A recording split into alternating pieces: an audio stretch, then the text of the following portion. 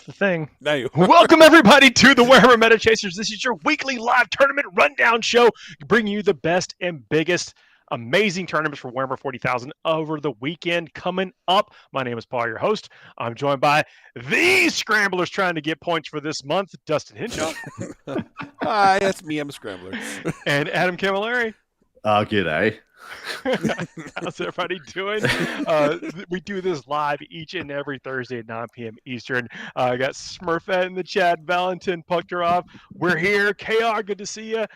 Dorian, Snow Days, Joel. Hope y'all are doing all right. Welcome to the show. We have three great events to talk about this weekend. We do indeed. We have the Manchester Super Major over in Manchester, and then we also have the 8TC and the Games of Westeros XIX. How many is that in Roman numerals? No one knows. 29. That's sorry, 19. 19. Yes. Yeah, 19. That sounds correct. Or 47. Or 47. That's a long-running event. Wow, 19 years. Fantastic. Love to see these storied events too. Manchester Super Major, we're going to talk about. This is 336 players in a 7-round event. Another slobber knocker coming out of England. Dustin, what are we going to see there? We will be seeing in the Imperial Reflection there are 2 Sisters of Battle, 21 Custodes, 7 Admech, 21 Astra Militarum, 9 Grey Knights, and 16 Imperial Knights. That is a massive Imperial Knight number. Space Marines. Yeah. they paid attention to last week, right? Yeah. Yes, they did. Yes, they did. Space Marines, there's 26 Adeptus Astartes, 9 Dark Angels, 6 Space Wolves, 16 Blood Angels, 5 Black Templar, and 5 Death Watch. Chaos, there's 17 Chaos Space Marines, 3 T-Suns, 18 Death Guard, 14 World Eaters, 10 Demons, and 13 Chaos Knights. Xenos, 18 Necrons, 11 Orcs, 13 Tau, and 7 Votan. Hive Mind, there's 23 Tyranids. Wow. And 8 Genestealer cult. Eldari, there's 8 Drakari and 29 Eldari. The faction podium is Eldari topping it off at 29. Astartes right behind them with 26. Then Tyranids in third with 23. But then Astra Militarum and Custodes tied in fourth with 21. And then Necrons and Death Guard in fifth with 18. The first two, I think, are pretty standard. But after that... Yeah. Well, Eldari are back to their Eldari ways, and turns out over the years, if you've been like a filthy meta chaser like we are, you probably have an Eldari army. Yeah. So they're just out of the woodwork, straight back into the fire with all their goodness.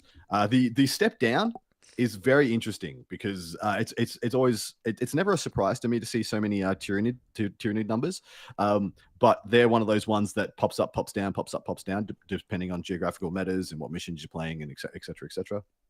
Astra Militarum and Custodes have been in the top 3 of our podiums, in addition to Necrons, for the majority of the edition. They've at some point, and most of the time, been a top 3 faction when they're relevant. And all 3 of those have been pushed out now by Eldari, Tyranids, and Astartes here. Astartes, no surprise whatsoever. No. Once again, Europe showing it's Europe, and Death Guard show up on the podium. It's just a thing. I think Custodes are actually starting to do that a lot now, too. Yeah. Well, Custodes. See, I'm really weird on Custodes on their prospects in big singles environments. I think there are some terrain setups where they're much more potent on. I think they like as the Solar Spearhead doesn't love WTC as much. I think it has a lot more prospects playing on the UKTC or the GW maps because they just have a lot more freedom to get their big bases without having to spend a CP around walls. Whereas you can find in WTC, there's just too many walls for them to actively play the game effectively. No, that makes sense. The Dreadnought build is actually pretty good, especially on these kind of tables like the UKTC and the GW terrain specifically. Yeah. 100%. We pulled out one top player in attendance, and naturally, this the magnifying glass for this event is being heavily put on Eldari because they are 10%. I mean, it's not quite 10%, but a huge chunk of the field. Huge. Is one in addition to they're the new hotness, and not only are people interested to see what top players are bringing, but also, what are the armies. So not only do we have one of the top players in attendance broken down for you in their list, I've also done the Eldari detachment breakdown for all 29 in attendance. But Vic Vijay is bringing the devoted of Yniad. Yniad? Yniad? I don't know. Yeah, Yniad, I think is closer. I think Yniad is not. You need to spell it better. You need to spell it better. Anyway, you've Rain and a Yunari Archon with the Borrowed Vigor for the extra attacks, which I think is very good. An Autark, 10 Yunari Cabalites, 5 Corsair Void Reavers, 5 Rangers, 5 Striking Scorpions, 2x5 Howling Banshees, 3x5 Fire Dragons, 3x5 Warp Spiders, 2x5 Swooping Hawks, 5 Dark Reapers, a single Venom to break up the Cabalites, and 3 Wave Serpents. And once again, I get to say there's a lot of list in this list.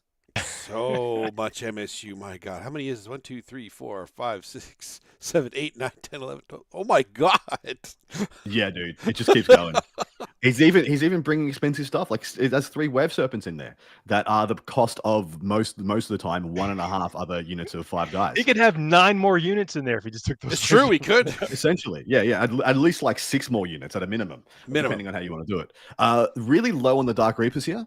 So usually we're used to seeing, a lot of other, you see, it used to be Aspect and Warhost and stuff like that will have 10-5-5 or 10-5 or 5-5-5. Only a single unit of Dark Reapers is the surprise here for me.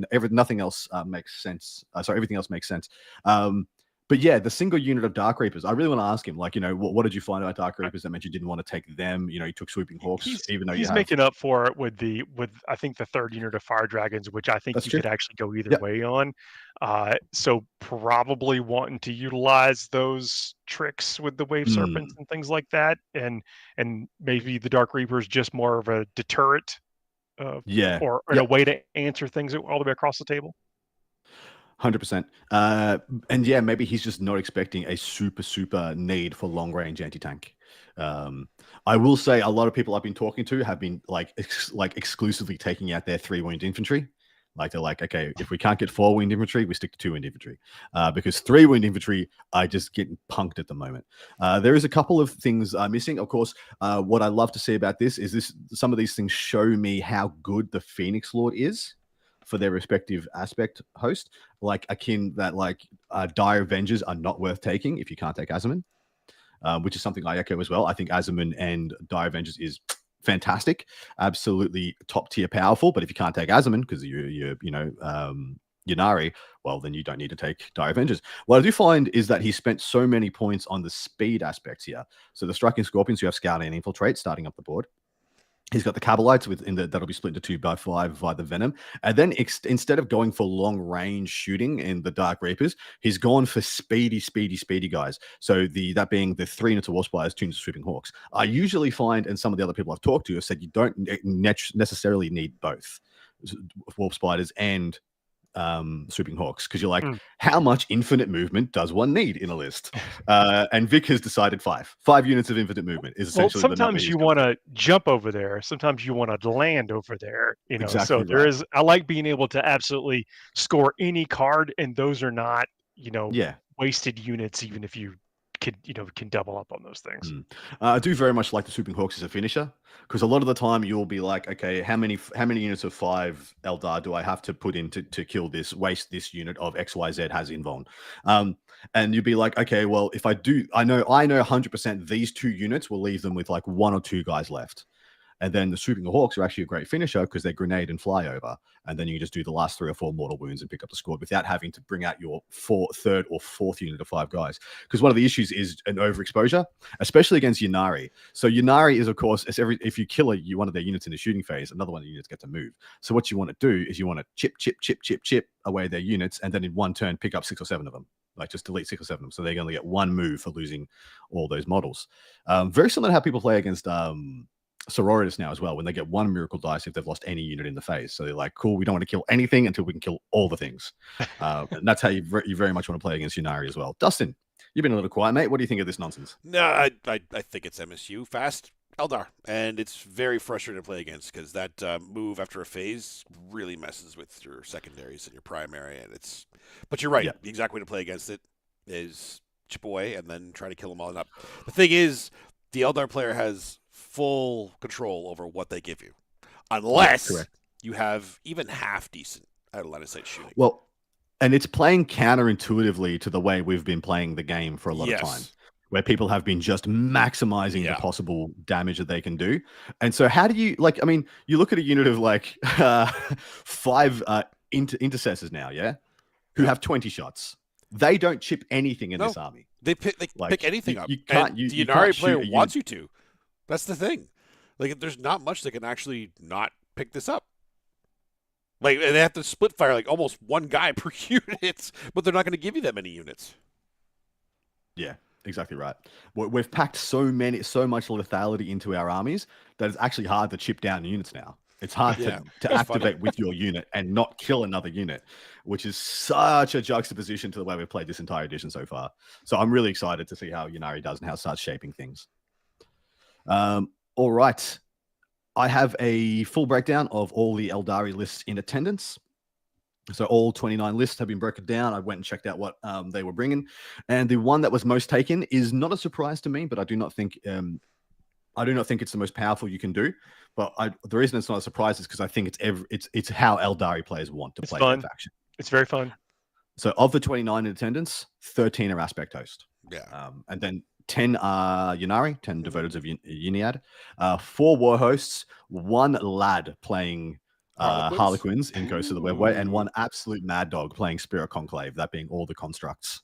This is so nice, though. It's like, okay, the book is out. We get to do what we want to do. There's a way to play every version of Eldar that's ever existed. Let's run it. Yeah, why not? Absolutely. Somebody still has their yellow and blue Eldar Wraith constructs painted up, ready to go. Yep. And they should be able to play those. And I'm going to tell you, it's not a bad detachment. No, it's not. I don't necessarily think it's the strongest way to play Eldar, but it ain't bad. It is not bad at all. Yeah, 100%. That's the only way to play durable Eldar. Yeah. Or at least durable in Eldar sense. Looking at this list, I think you can almost swap the Aspect Host and War Host, because I think there's ways to play like a lot of Aspect Warriors in War Host. It's true. But I think this is a great off the blocks way to approach the Eldari. Yeah, I do as well. Anything spicy there? I mean, I do really think that in a month's time, Devotee of Yniad will be the #1 taken. And in fact, we have another event coming up. I did an Eldari breakdown, which is that is the case. I think people will somewhat get Aspect Host out of their system just because they're just going to be so excited to play all their Phoenix Lords, because they're all good now except for Mugen. And yeah, I'm really excited. I'm excited for Eldari players. I'm not excited to play any single Eldari player though. All right, time to pick some winners, boys. Oh, speaking first, I'll pick last. Yeah, Paul has all the points. So Dustin, you want to go first, and you're going to pick Eldari? Yeah, I'm going to pick Eldari. Yeah, you would. I am. I would pick Innis because he's playing GSC again, but he's been letting me down, so I'm just not doing it again. I'm going to pick Ashmir Tarim. Oh, that's what I was going to pick. That's a good one. Paul, what do you want, mate? It's a good question. Demons. Ooh, nice. Spicy. Left field. I like it. It's really not left field, but no, it's not at all. I have my reasons. He knows something. He has info. He must. All right, what's next? Next event we're going to be talking about is the ATC team event. It's in Cleveland, Tennessee. This is right near the heart of where the ATC began, which is an awesome little part of town or part of the country. Great folks and lots of good competitors from around the Southeast. 168 players in 21 teams of 8. What are we going to see there? The Imperial Super Faction, there are 1 Imperial Agent Mad Lad, 1 Sister Battle, 11 Custodes, 5 Admech, 17 Astra Militarum, 5 Grey Knights, and 2 Imperial Knights. Space Marines, there's 15 Adeptus Astartes, 1 Dark Angel, 1 Space Wolf, and 1 Blood Angel. Chaos, there's 8 Chaos Space Marines, 1 T-Sun, 12 Death Guard, 9 World Leaders, 13 Demons, and 3 Chaos Knights. Xenos, there's 11 Necrons, 9 Orcs, 5 Tau, and 4 Votan. Hive Mind, there's 7 Tyranids and 7 Gs to their call. Gs are called, almost beating the Tyranid numbers. Holy. Eldari, there's 2 Drakari and 12 Eldari, meaning the faction podium is technically total Astartes because it is a team event at 18. Then Astra Militarum really topping it with 17. Adeptus Astartes at 15, so they really were almost maxing it anyway. Yeah, man. There were only 3 teams that did not take Adeptus Astartes. 13 Demons, and then Death Guard and Eldari with 12, and then Custodes and Necrons with 11. The spread here to me is no surprise at all. Like this is exactly what I would expect. This is Demons. the top 5 here, or it's actually even the top 7, arguably, are like 7 factions you want in every team if you can take them. Yeah.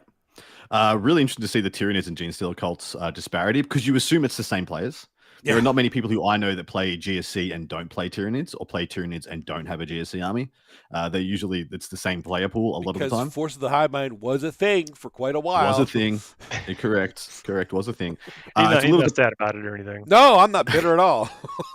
It's a little depressing to only see like one Sister of Battle with one Imperial Agent. Like Imperial Agents and Sisters of Battle are taken in the same quantity, the same as Thousand Suns. Like 2 of those things are not like the other. Like Thousand Suns and Sororitas have both been absolute powerhouse factions. But you know what would actually make it worse? If that Imperial Agent player has Sisters of Battle in his list. That would just make this. That's a guarantee. You absolutely does. You absolutely. It turns out Imperial Agents is just a better way to play Sisters of Battle. Yeah, he's like, you know what would make my sisters better? Grey Knight Terminator. Yeah, that's what it is. just twist the knife, guys. Just twist the shank. That's rough. Absolutely rough. Less Eldari than I thought. Than I would have assumed. Maybe this had something to do with like timing. List submissions, maybe, or hobby lag or whatever.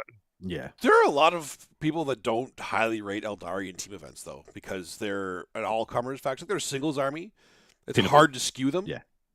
Right? Yeah. Which is like, if you don't have like a dedicated Eldari player, obviously Eldari is a ridiculously good and consistent one, but if you don't have a dedicated Eldari player, it's not.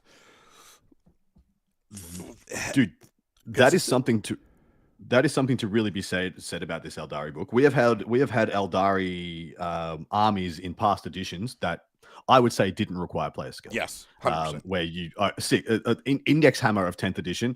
Did you take I rolled the Wraith Knight? Yeah, I took a Wraith Knight and I rolled 6s. Guess I win. Yeah, like it wasn't much debate about how this was going to go. This Eldari army is very skill laden. Mm-hmm. Like you have to be good with this army. Yeah. Otherwise, you will go in being confident with your tricks and shenanigans, make a mistake, and get tabled. And I will say that's something that they've done very well with this codex. Demons KR in chat says surprised only a handful of knights. And if you saw some results from last week, and we actually talk about this in our Patreon part 2, the knights seem to be a really good answer for some things that are out there right now. I mean, I would even suspect demons, but also Eldari. Yep, 100%. I do think demons will start. Demons and knights will start to rise. I expected to see a lot of knights and demons here at this one, and demons did definitely show that, but the knights didn't, because they're legitimate pins for Eldar at the moment. Chaos Knights is what I'm talking about. Chaos Knights, demons, and Crescents of Bile look like the 3 armies that have the chance to run over demons. Like they have Eldari. Eldari. Those guys. That one. The knights. Yeah. Look, we're talking about a lot of factions because there are a lot of factions present right now, which means it's amazing. There are so many factions in 40K. And demons getting good representation here is not a surprise. 13 of 21 teams deciding demons was the way to go. Didn't have a chance to deep dive into that, but I do assume most are the Slaneshi pressure list. We got some winners. Yeah, absolutely. Because I didn't do a team breakdown here because I didn't have that kind of time. But I'm going to pick first on this one. Paul can pick last all week. It's Dustin and I's last chance to get points this week. So yeah, you're on the back burner. I'm going guard all the way. I'm just backing guard every event. I'm surprised you didn't stack this episode with like 7 events, so you could try to get. Yeah, that would have been a tactic. Yeah. That would have been a tactic. And yet, I needed to sleep. Sleep. Dustin, what would you like, mate? I'm gonna take Get Up to Starties. Nice. And Paul. You got Astra Militarum. I think it's going to do really well. Starties. I'm going to go Demons again. Why not? Demons again. Yep, send it. Demons all week. Yeah, boy. Actually, no, I'll back it up. I'll go with Eldari. I think people have Eldari's number, but I think they can still. Well, it's 8 player teams. So if your pairings person is better than their pairings person, Eldari can just run a rough shot. Yeah. Absolute rough shot. Going with the Eldari. Great luck to all the people that are going to be competing this weekend. Next event we're going to talk about is the Game of Westeros, where we determined was the 19 And Yep. Västerås, Sweden, 124 players in a 5-round event. What are we going to see there? In the Imperial Super Faction, there are 2 Imperial agents and 1 Sister of the Battle. Oh! 3 Custodes, 3 Admechs, 6 Astra Militarum, 2 Grey Knights, and 2 Imperial Knights. Space Marines, there's 12 Adeptus Astartes, 1 Dark Angel, 2 Space Wolves, 6 Blood Angels, 3 Black Templar, and a Death Watch. Chaos, there's 6 Chaos Space Marines, 1 T-Sun, 5 Death Guard, 9 World Leaders, 5 Demons, and 6 Chaos Knights. Xenos, there's 8 Necrons, 9 Orcs, 1 Tau, 0 Votan. Very surprising. Very surprising. Hive Mind, there are 12 Tyranids and 1 Gene Stealer Cult. Then Eldari, there's 1 Drukhari and 14 Eldari, meaning the faction podium is once again Eldari topping it off, Astartes and Tyranids again in second with 12, and then World Eaters and Orcs in third with 9. Yeah, exactly the same podium as our first event, which was also a singles event. Yeah, the 1, 2, 3 are exactly the same. That's crazy. Yeah, really, really wild. What are the Tyranids doing now? Like, what is causing them to have this? Well, let's jump the gun a little bit, because I did a detachment breakdown for the Tyranids in this event. So let's jump to that. Okay. And then Dustin give us the lowdown here, and then tell you what's up. There we go. Oh, yeah, Invasion Fleet. That makes sense. So the Tyranids detachment breakdown, out of the, 12 Tyranids, 7 are Invasion Fleet, 3 Vanguard Onslaught, 1 Assimilation Swarm, and 1 Crusher Stampede. So obviously the Invasion Fleet is the consistent one, which is the index one. It's the Gladius. It's the Gladius of the. That it's funny that nobody's using Synaptic at all. I'm not surprised that the Grotmus is not even in contention at all. Like, it's not even, nobody's even considering it. It's just not. But Invasion Fleet is just, it has everything. It has your Field No Pains. It has good stuff for your hordes, good things for your monsters. It increases your damage to any army you want to fight, just because of its army rule. It's just great against everything, and you can build it all around as a singles list. It's incredible, and as like even an early defender in teams, fantastic. If I had to give a prediction on these before I saw them, I thought the numbers of Invasion Fleet and Vanguard may have been swapped. Vanguard with Eldari has been, and Guard. Sorry. Vanguard has been a lot more popular lately. That's actually mostly been in teams. It has mostly been in teams. That is true. Because that's a skew list. Yeah, exactly right. But I feel like their skew is where they want to be into the top factions. And most of those I'm talking about is the only issue is Invasion Fleet's a lot better against Marines than Vanguard is. Vanguard can kind of get run over by Marines, whereas it has great game into Astartes and Eldar. Invasion Fleet's, I guess, more even into all of them. Invasion is just like, it's consistent. That's why I'm saying it's like the best for singles, because it has a game into everything. Vanguard can, but it has a rougher time into some specific matchups. So, but it will run over some of them though. Yeah, I've played against Vanguard Nids with my just Gladius Marines all the time, and I just can just run at them. They just don't have all their damage is like AP1, AP2, and this of course was before the AOC nerf, and you can just AOC on demand and just not die and kill them back, because they just don't have the damage output. And then when you're running at them, all their 6 lone ops doesn't matter. You just go punch them. But Invasion Fleet is just so well rounded. It kind of just does everything. Yeah, really it does. It has everything.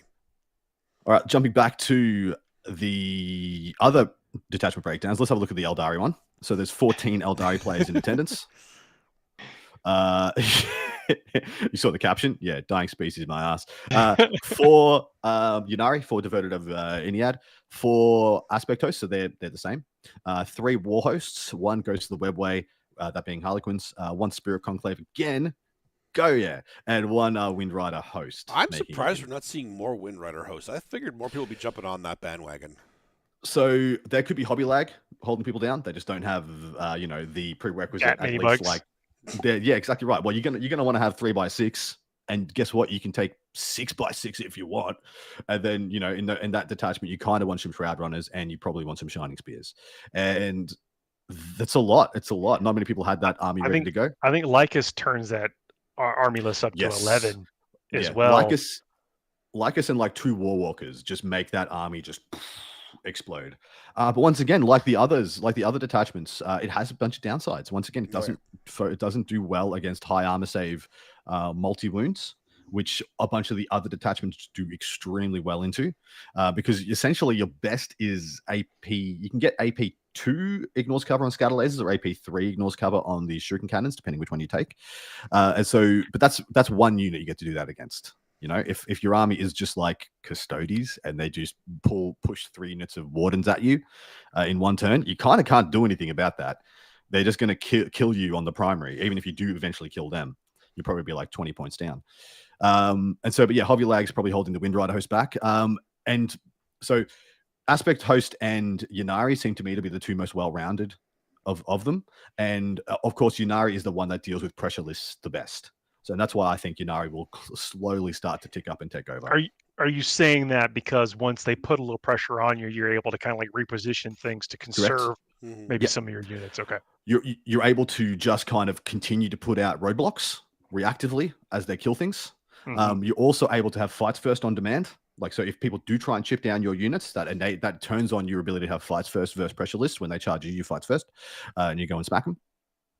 In addition, they've just got a subset of stratagems that enables them to do a bonkers amount of stuff, and they've got the surge move as well. So there is just a lot of. That's why it's more well-rounded than the others. The others either shoot or fight well, and Aspect Host does all the things very well, but Ynnari just does it a little bit better than Aspect Host, in my opinion. Fight first is crazy too. Sometimes it just it's either like a repellent for your opponent, puts them in different, or it helps you get out of situations, and you've got the Vizark as well. And like, I really like the Ynnari Archon, and I really like the Ynnari Incubi as well. I think both of those are making it into lists. Of course, you can attach your Vrain to those as well and kind of take it to another level. I think that's really good.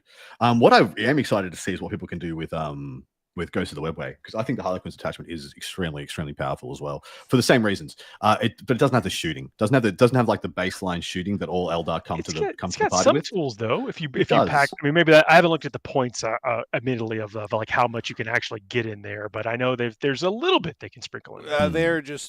They live and die with the 4-up like harder than any other faction. That's true. Mostly die by it because of the low wounds.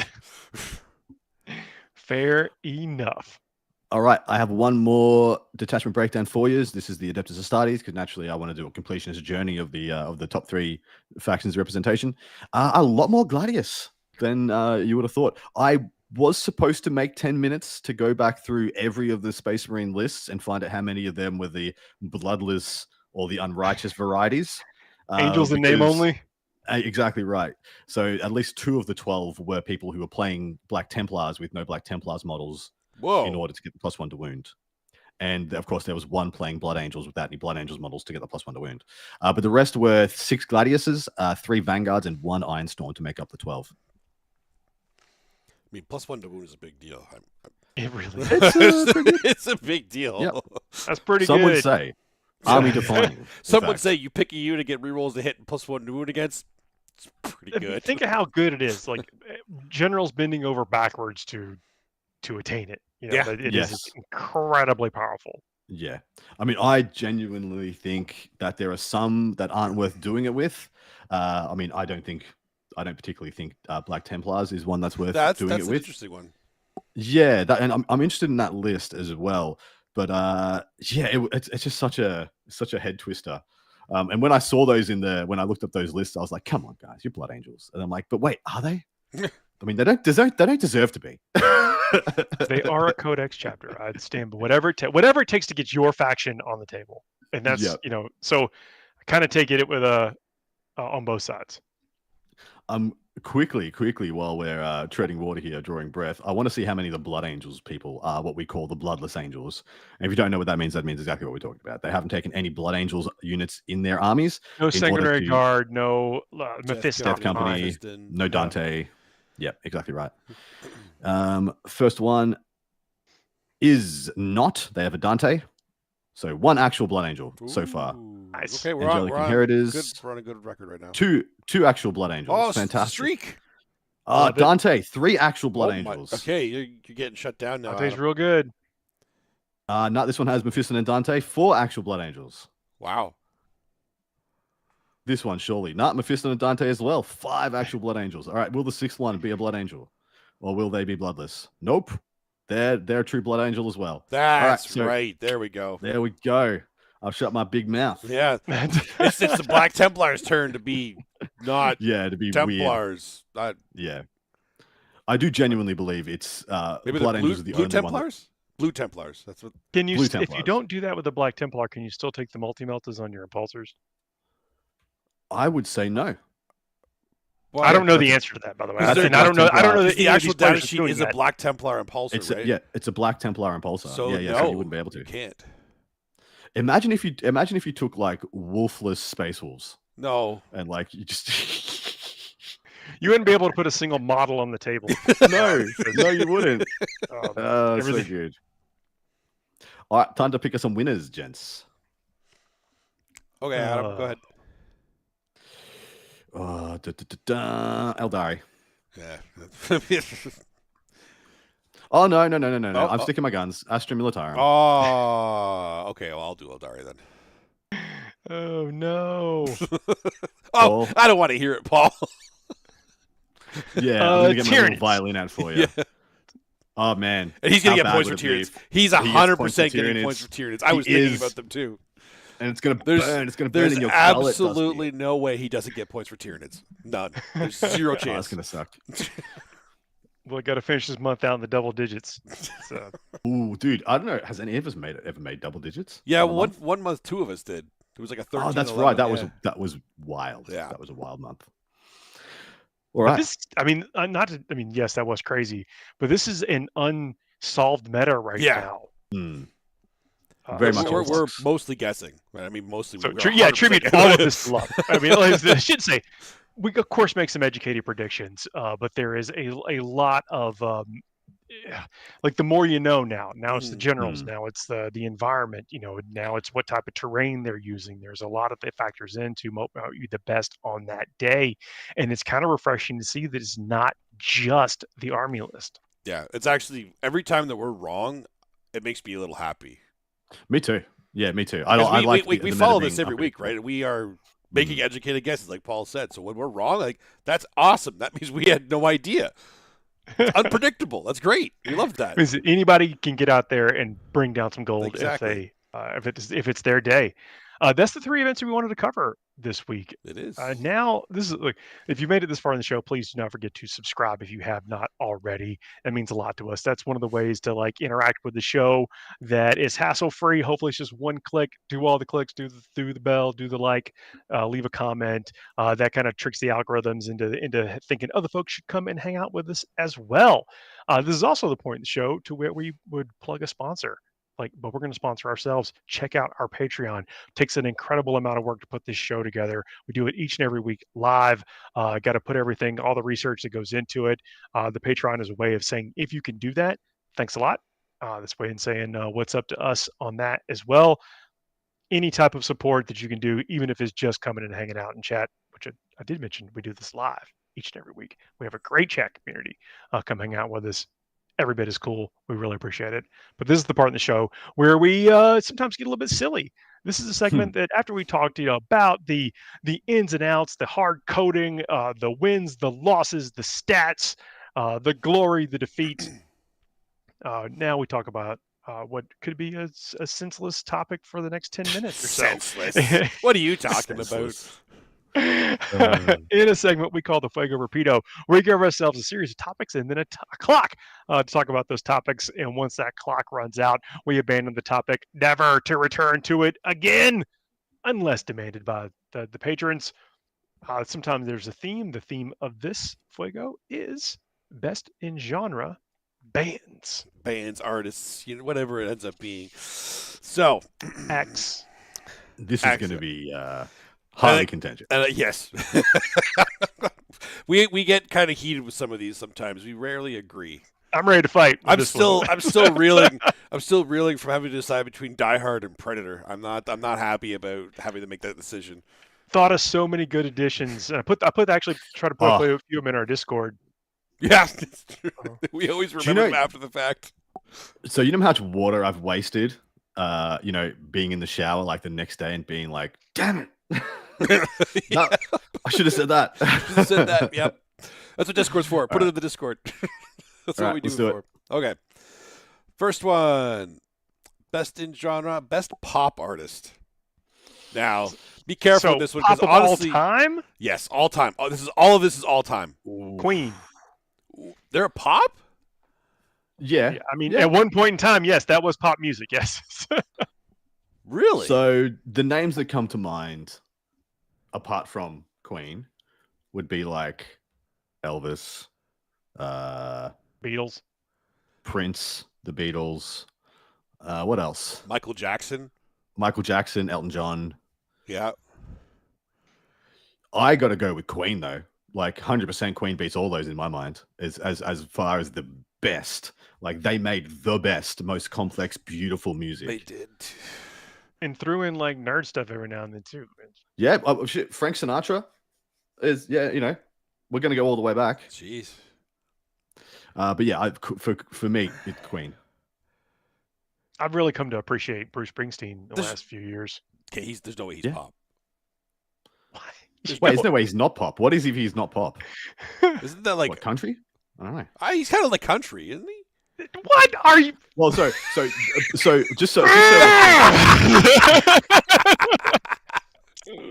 just so we're clear, you can be pop and other artists. Like if I said the Rolling Stones, they're going to come up in the best rock band as well as best pop artist. Yeah, like when you like going to classic rock, where you could there could be a so band they can be in multiple ones. Okay, I can accept that. Yeah. Okay. Yeah, because they have the fact that they were pop and the fact that they're in the genre of music. Yeah. Okay. And then you got like a ton of one-hit wonders too, but if we're talking like best pop artists consistent throughout more than one album, maybe even a decade or two, it's Queen. Right.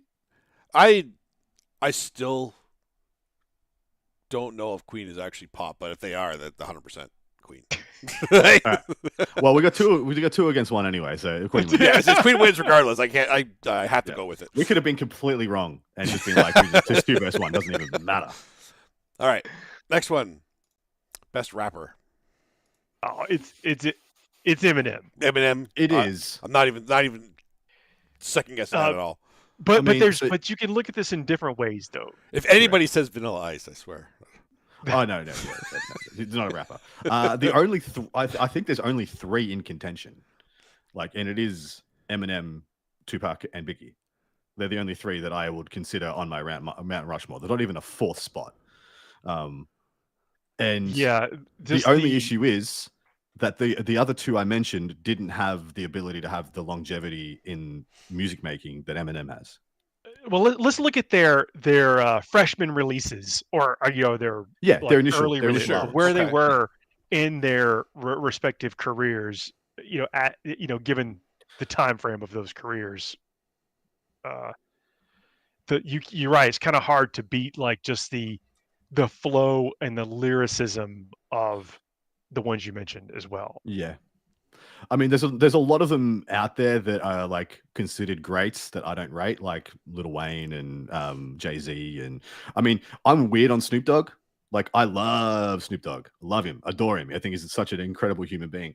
I don't consider a lot of the music to be true rap music. It's much more like R&B in my mind, where it's just kind of flowy and less. That's fair. Yeah, less words per minute. And you know how much he's definitely a rapper, and you can put him in the best because look at what he's done for awareness of the culture that he represents and how it transcends the culture into. I mean, you look at the pictures, best buds with Martha Stewart. That's. Yeah, I know. Yeah. So the only other one I'd throw up there is 50 Cent. Unquestionably, there are some great rappers out there, but we're talking about the best.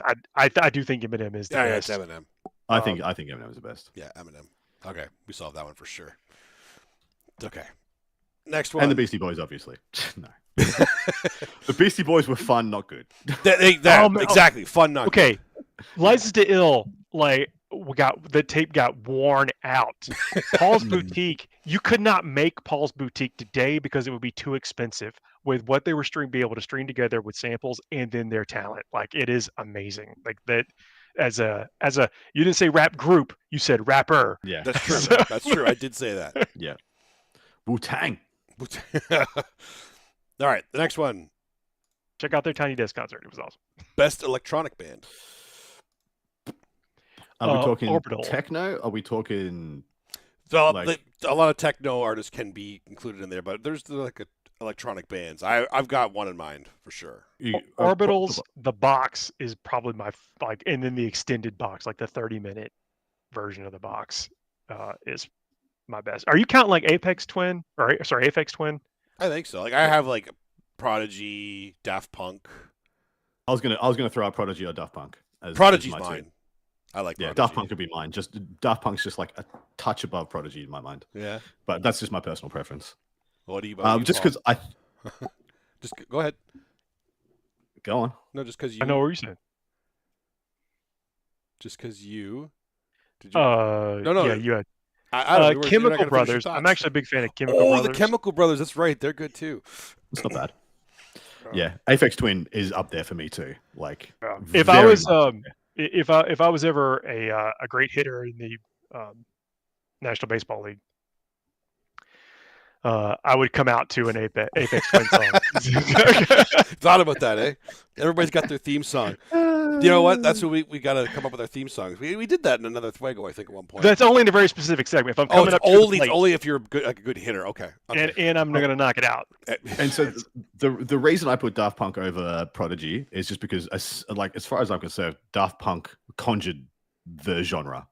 Like, that genre existed for 30 years before Daft Punk ever thought about putting on their helmets or whatever. If I'm even thinking about the right ones. Yeah. But tell me where it started for you if it wasn't Daft Punk. Orbital, Orb, those are like there's out of the club scenes. Like it's like there's a bunch of bands that the discotheque. We'll go down to the discotheque. Fair. All right, fair. Okay. All right, next one. We did not agree. There we go. Oh, we did. We had three different answers. Okay. I like that. Okay. I think we're going to start getting contentious now, though, because we're going into heavy metal band. Guar. And we have all heavy metal in this, right? This is all the silly different names they've decided to call themselves. Thrash, like speed, thrash, black. You know that there's a huge correlation of metal bands named after things from Tolkien. Like there's like almost 40%. Like. So, got to throw out Black Sabbath, likely the primogenitor of all the genres. But I do not think they're the best. I just think they're very good and worth talking about. Yeah, I'm not even sure they're heavy metal. Me either. That's why I'm saying they're the thing that I think spawned heavy metal, but I wouldn't call them that themselves. I'd call them more like a rock band. Okay. I mean, the answer's already in chat. It's what? Metallica. I was going to say it's hard to argue it's not Metallica. There's also there's Iron Maiden coming in with all caps. Yeah, all caps. So you can't argue with that. Yeah. That's it's very hard to argue with Metallica for their sheer longevity, the fact that they keep putting out great music, and also if you watch their documentary, you realize they're all douchebags. So that's good too. It kind of fits, right? I think is that. Yeah, the only reason it's not Sabbath is because I don't like. To me, they're not heavy metal. They were like the thing that spawned them, but like Metallica was what I think was the heavy metal defining band. I think that's the one that Metallica made people wake up. They're like, what? Like, what did I just hear? And then like Death Clock. Yes. Everyone go watch Metalocalypse. Metalocalypse. Yeah, everyone go watch it. It's hilarious. There's so many different ones. I mean, Def Leppard we could talk about. Judas I'm not going to mention. Also not metal. They can go straight to hell. Slayer. Actually, Slayer. No, Slipknot. No, Def Leppard is fun, but yeah, Mastodon. They are great. Yeah, there's tons. But I think we're settling on Metallica, right? Yeah, we're doing it. Yeah, Metallica. we'll go with I think we're going with Metallica. Yeah, okay. And last but not least, best rock band. I mean, it's also Queen, but you don't talk about like punk rock. Yeah, we didn't. You didn't do punk, did you? There are like. I actually had to search on Google different genres, and there's like 100. So there's too many. There's too many. Spinal Tap. Yes, KR. Spinal Tap. My favorite at the moment, I've had such a renaissance on Rolling Stones. Like, I really did not appreciate them when I was younger. I think they're incredible now that I'm older. Rolling Stones is well. hard to There's go a against huge this. catalog of Rolling Stones that you would have never heard on the radio. Like it's like you think Rolling Stones. I guess maybe my age is like 4 songs, but no, like you could go deep on their catalog, and it's amazing. Yeah, Zeppelin. I am big only because we've given Queen one already. I'm going to go Zeppelin for the best rock band.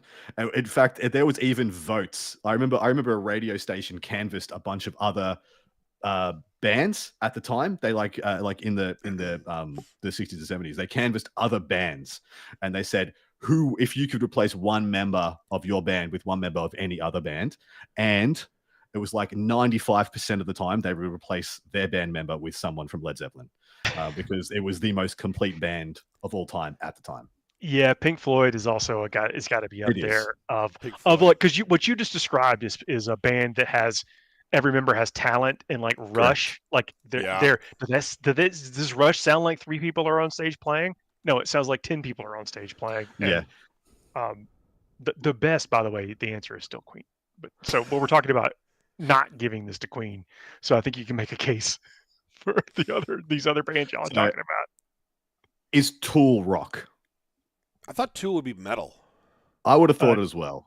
Or industrial, that's the other one. I will straight up refuse to give it to Tool because they smell their farts too much. Whoops. Oh, wow. Bang, bang, bang, bang. So brought it up just to did you get jab? I went Zeppelin. Dustin went Queen. Dustin, I did? What do you get? I did. What did you go? Oh, sorry, Paul went. Case closed then. Case closed. No, if we're picking another band, Pink Floyd has probably got the best. And what did you say, Adam? I said Zeppelin. I'm thinking of artists that I have like the entirety of albums on my phone in the rock genre, and it's Queen and Pink Floyd. I mean, yeah, that's fair. I have to say, although the Beatles are also rock bands. Rolling Stones, like that's I can't. Oh, all right. So three-way, nice. Yeah. Notice I didn't mention the Beatles because I reckon the Beatles suck. Woo! The Beatles do not suck. The Beatles are amazing. I'm just not quite sure where they fit into these categories. What? I'm gonna look that up. What genre of music is the Beatles? What is a Beatle? What is a Beatle? Yeah, what is Beatle? This is gonna bring up the wrong thing for me. Okay, so they're listed under pop rock, rock and roll, hard rock, psychedelic rock, folk rock, beat music. See what I mean by all these different genres? Yeah, it's hard. It's hard work. But a bunch of different rock, including pop rock. So they could be in this for sure. I mean, psychedelic. Yeah, they did do Yellow Submarine, right? Yes, they did. They did. But like Abbey Road is. I mean, there's song for songs. There's some of those albums that are just amazing. Like anytime the long one's playing on the radio, I'm probably gonna listen to it. You can really tell when the drugs they were taking changed. Oh, yeah. Well, I mean, back then, artists legitimately had to put out an album every year, or people would forget about them. Can you imagine? People would forget about Led Zeppelin if they did not put an album out the next year. Where now, because of the technology and the internet and everything else, artists don't put out annual albums. They put out albums every 3 and 5 years, and like it's just a different world back then. Yeah. But then you think about it, you can pinpoint exactly when it went from Revolver to Yellow Submarine, like. Correct. You're just like, there's the line, and they 200% more tripping. Well, that's actually a really good segue for it. Oh, you have something else to add, Adam? I would just like to throw out, we've missed one pop artist that deserved to be mentioned, and that was David Bowie. In contention. Yeah. Oh, Queen still wins, but we forgot to mention Bowie. We were talking about pop. I was like, it's Bowie. Bowie is in there, absolutely in there, and you don't have some of these other things without Bowie. But it's like, where does he actually fit? And like, let's go. Also, where's Billy Joel fit into some of this stuff? Yep. Oh man, tune into our Discord because we're going to be flooding it with stuff that we forgot to mention, as always with these. We always do. All right. What is le meme? Oh, yeah. So I was going to say, being forgotten kind of fits in with this meme because this week's meme theme is the skeleton sitting on the bench because you're waiting too long. So as of like 1 week ago, this was every Emperor's Children player. Yep. This is me waiting on y'all to finally just admit it's Queen to have these answers. Yeah. No, I admitted it was Queen. I was with you. I was 100%. Wait, I did too. I was with Queen. Yeah. Yeah, we all said Queen. Come on. It still felt like an eternity. I'm like, come on, get there. Sure. All right. I get it. It's a meme. This is everybody waiting for 11th edition. Yeah, I mean, we've only got like if it's the same as the last 2 editions, it'll be like what, next year sometime, right? Yep, next year. Next Hard year. to speculate. If they're on the 3-year thing, where but they might just do editions like within editions, like 10.1 now, because they've really streamlined it, right? So I'd say we are in 10.1. Yeah. Not 10.2, oh yeah, we are. Right. For sure. We are absolutely. Like as soon as we got out of the index, like that's when 10th edition actually started. Before then, it was like beta. 10th edition to beta. World Eaters waiting on Vindicators. This is Emperor. Yeah. I was going to say something about Emperor's Children, but it's not out yet. There's so many good ones. Who doesn't have their codex yet? I love it. The Emperor, the God Emperor. It's just the Emperor. It's just the Emperor. That is excellent. That's a good one. Oh, this is me waiting on Daredevil to come out, man. I'm really excited. Oh yeah. It's next week. It's fair. This is like the codex yet. So January 31st. After you're still wearing it, like sorry, January 912th is what. It's all the people with a yellow Space Marine army waiting for a reason to play it. It's every single Warhammer player right after a data slate drops, waiting for the next data slate. That's true. Yeah, nothing gets you more excited post data slate than the next data slate. Fuego. That is our show this week. It has been a pleasure talking about Warhammer with y'all, hanging out with the chat. I hope everyone is doing great. We'll be back next week, 9 p.m. Eastern time on Thursday. If you have not joined us live yet, come and be part of the fun. If you have not joined us on Patreon yet, consider doing that. Tier 2 and higher gets access to a whole second show where we run down our predictions and see how well we did. We also score each other on points. And you'll get to learn who won February next week. Because these are the last scores of February. If you haven't already figured it out from all of the things that we've been insinuating. We'll throw some more of our things that occur to us in the Discord, post some hobby stuff in there. It's going to be awesome. Hassle-free ways to support the show, as I mentioned before, hitting us the likes, giving us some subscribes, leave some comments. And then until next week, hope you all have a great one. Good luck out there, everybody. See you next week.